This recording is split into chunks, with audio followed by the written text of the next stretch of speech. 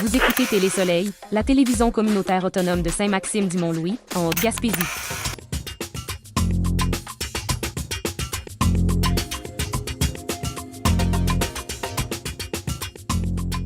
Selon Bleu FM Sainte-Anne-des-Monts, l'Alliance des maisons d'hébergement de deuxième étape contredit un reportage de la presse qui suggérait que ces centres ne sont pas sécuritaires. L'Alliance qualifie cette information d'erronée, injuste et dangereuse, soulignant qu'elle sème un doute injustifié sur leur réseau essentiel à la sécurité des femmes et enfants victimes de violences conjugales post-séparation. Au contraire, l'organisme affirme que les maisons de deuxième étape sont hautement sécurisées, avec des protocoles stricts, systèmes de sécurité avancés et partenariats policiers. La directrice du centre Louise-Amélie de Sainte-Anne-des-Monts, membre de l'Alliance, a aussi confirmé la sécurité de ces milieux.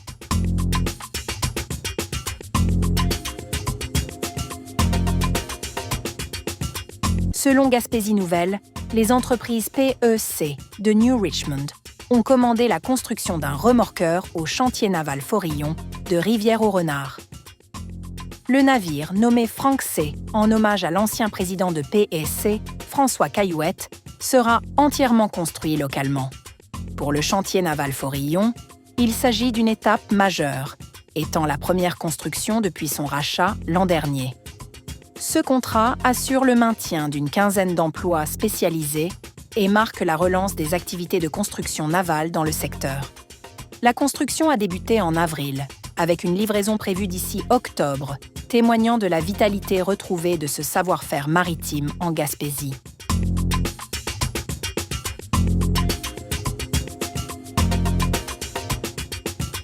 À partir d'aujourd'hui, le salaire minimum général au Québec passe à 16,10 $ l'heure, une hausse de 35 centimes, bénéficiant à 217 400 salariés, dont 118 400 femmes.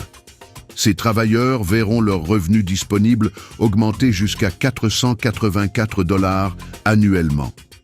Ce nouveau taux porte le ratio salaire minimum, salaire horaire moyen à 50,52%, dépassant l'objectif gouvernemental de 50%. Pour les employés au pourboire, le taux augmente de 30 cents pour atteindre 12 $ et 90 cents l'heure. Une hausse similaire s'applique aux cueilleurs de framboises et de fraises. Depuis 2019, le salaire minimum général a grimpé de 4,10 $, dépassant l'inflation sur la même période.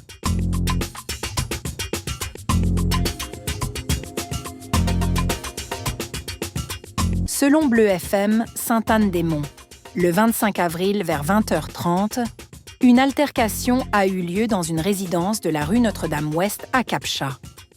Selon l'enquête de la SQ, des suspects cagoulés se seraient introduits dans la maison et une altercation aurait suivi avec les occupants. Lorsque l'alarme sonore a été activée par une victime, les suspects, décrits comme de race blanche, ont pris la fuite à pied avec certains objets. Les occupants, légèrement blessés, ont été transportés à l'hôpital. Les enquêteurs des crimes majeurs de Rimouski et un technicien en identité judiciaire se sont rendus sur place pour faire la lumière sur les circonstances. Toute information confidentielle relative à cet événement peut être transmise à la SQ au 1 865 426 4.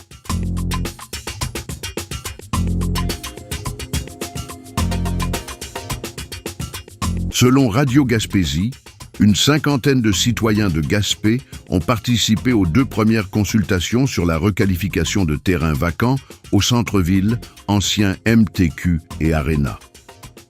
La ville souhaite impliquer les citoyens pour réimaginer ces sites stratégiques. Le maire Daniel Côté note que les propositions sont variées.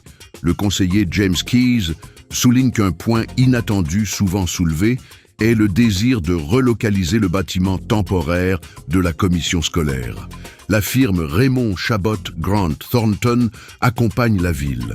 Le conseil municipal évaluera ensuite les options soulevées. Les citoyens peuvent encore soumettre des mémoires sur le site web de la ville jusqu'au 9 mai et des sondages en ligne suivront pour recueillir d'autres avis sur l'avenir de ces espaces centraux.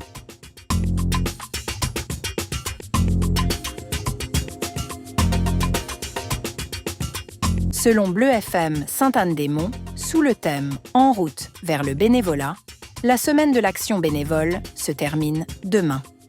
Une association active au Bas-Saint-Laurent, sur la Côte-Nord, en Gaspésie et aux îles de la Madeleine remercie ses plus de 1099 bénévoles qui ont donné 9821 heures en 2024, soulignant leur apport essentiel. La solidarité est au cœur de sa mission. L'organisme annonce l'arrivée de Joanie Bélanger comme nouvelle coordonnatrice des bénévoles. Parallèlement, l'association cherche activement de nouveaux bénévoles pour divers secteurs, dont les campagnes téléphoniques et porte-à-porte, la saisie de données, ainsi que l'entretien de la cuisine et l'aide à la buanderie de l'hôtellerie Omer Brazo.